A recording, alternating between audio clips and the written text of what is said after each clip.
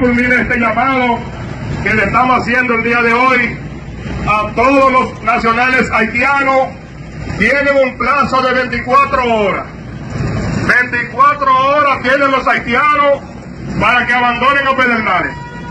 Mañana a las 10 de la mañana se vence el plazo. A caminar los barrios porque vamos a sacar los haitianos de Pedernales. Las autoridades de Pedernales están avisadas de lo que pueda suceder mañana. Mañana a las 10 de la mañana están todos avisados. Los haitianos tienen que retirarse de Pedernales. Mañana a las 10, todos convocados para la calle.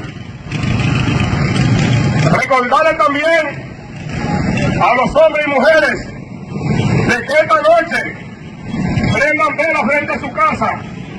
Prendan todo el mundo velas frente a su casa, porque nos mantenemos en vigilia permanente. A las 10 de la mañana se vence el plazo.